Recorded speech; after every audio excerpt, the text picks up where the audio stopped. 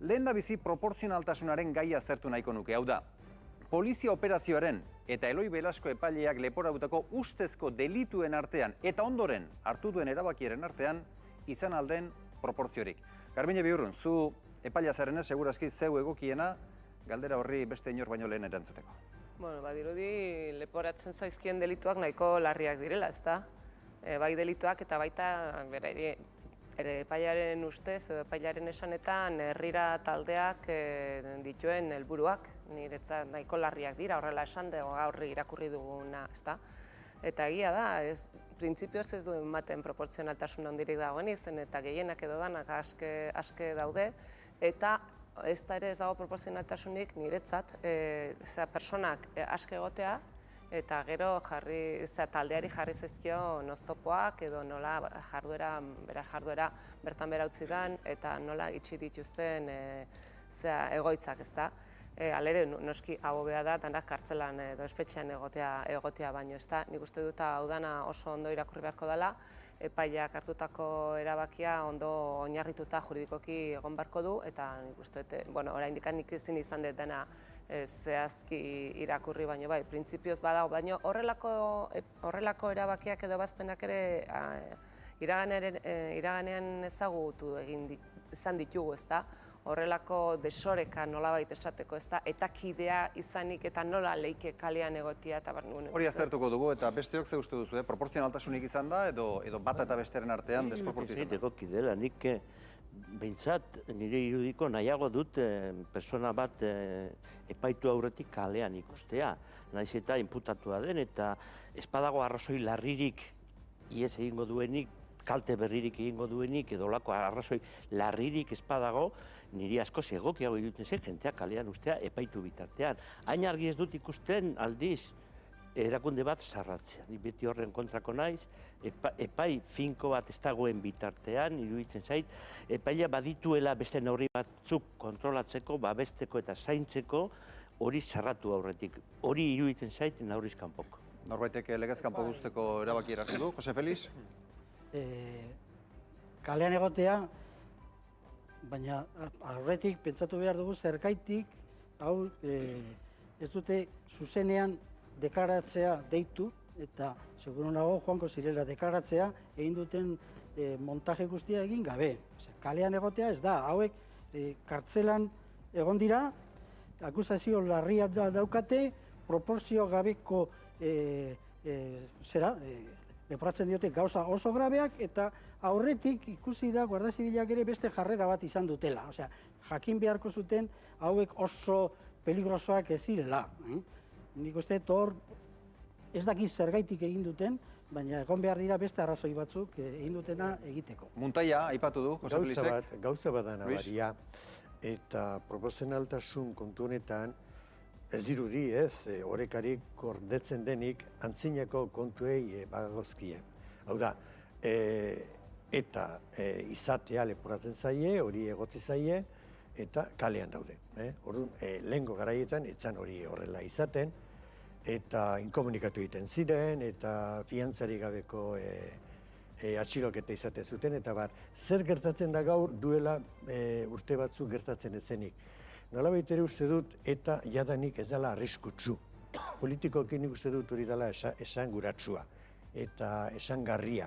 Hau da, eta utzi dio hiltzeari, utzi dio borroka armatuari, ez ditu noski, oraindik armak entregatu, ez da oraindik disolbitu, nolabait ere eta jadanik ez da arriskutsua. Eta arriskutsu ez baldin bada, Julen, beharrezkoa zen Hernanin, batez ere atxiloketa gehien izan ziren lekuan poliziak edo Guardia Zibilak hartu zuen jokabide hori hartzea, arriskutsurik ez baldin badago? Nik uste dute erakusketa nahi izan da azken finean okupazio militar batena irudikatzeko, herri honetan test bat egiteko, horrelako gertakariak gaur egun, gaurko fase politiko honetan, nola erori daiteken herrian bertan, nola sentitu daiteken herrian bertan. Komentatzen zenuen proporzio bat, ikusi beharko zen proporzioa egitateak eta horren arabera mahai gainean jartzen diren zigor tipoak, eta egitateak guztiok ezagutzen dugu, jende honek egiten zuena zen, aktibitate soziopolitiko bat, presoen eskubideen aldeko kanpaina bat antolatzen zuten, kanpaina etengabea, kanpaina jarraikor bat, eta desde luego ez dut ikusten inolako orekarik, inolako konpensaziorik egiten zutena eta euren kontra leporatu nahi izan dietena. Neri oso arraro egin zaite gertatu duen guzti azken egun hauetan, batetikan duela 2 urte ia etak hartu zuen erabakia hartu, eta badirudi, bigarren urtearen ospakizun krudel bat, edo antzerki krudel bat antolatu dutela Madriletik. Zen edaki, zein da benetako helburua. Aipatu da baita ere, inoiz ez bezala, komunikatuta egon dira, eta erabakiak zirzat batean hartu dira, eta proportzionaltasunik gabe, zalantzarik gabe.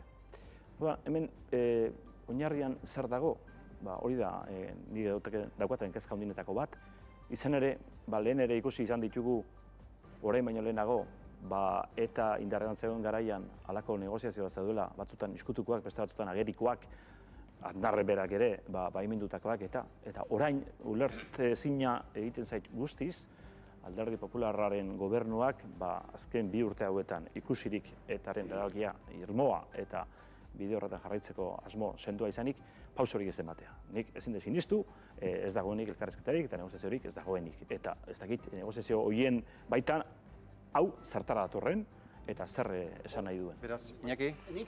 Nik uste dut, simil bat erabilita, hau izan dela puzgarri bat berehala desinflatu dena, ez? Beste operazio beretsuetan edo beste makrojuizio batzutan... Ustu da? Ni Juan Marikin bat nator, niko harrigarri egin zait beste horrelako operazioak egon direnean, horrelako sumarioak, horrelako prozesuak, askotan asteak, hilabeteak, urteak tardatu dira, jende asko kontura zedin, horretzegoela ez errez, edo ezer gutxi zegoela, ez? Eta nik uste dut, herri honetan, azken urtetako historian adibide asko ditugula, eta hurrengo asteetan ere, gero izpide izango ditugula uste dut, badatozela beste batzuk beretsuak, ez? Baina, kasu honetan, beste horietan ez bezala, nik uste dut, egun gutxitan, ordu gutxitan, bere horretan gelditu dela, ez? Eta hemen ere aipatu da, pixka bat, nik uste dut, iragarri ziteken zerbait ere bazela, are gehiago, ikusi dugunean, adibidez ez dela inkomunikazioik egon, nola jokatu duten, eta, hombre, ez da inkomunikazioik egon, eta Jose Felix esaten zuen bezala, horrelako jarrera hartuta, ez da proportziozkoa, guardabezia aipatu dugu, operazioa aipatu dugu, baina ez dira baita ere proportziozkoak izan ministroaren adierazpenak, erabat harrigarriak izan dira, eta nik uste dut ministroak orain, ez da lotxari dauka, baina lotxa pixka balu, pixka orain esango luke, nik zer esan nuen astelenean, edo Carlos Urquijo berak, ez? Beraz, proportzioz kanpo ez dira bakarrik egon aktuazioiek, baizik eta adierazpenak ere bai, eta nik 48 iruditan 12 ordutan horrela desinflatzea pixka bat esanguratsua da.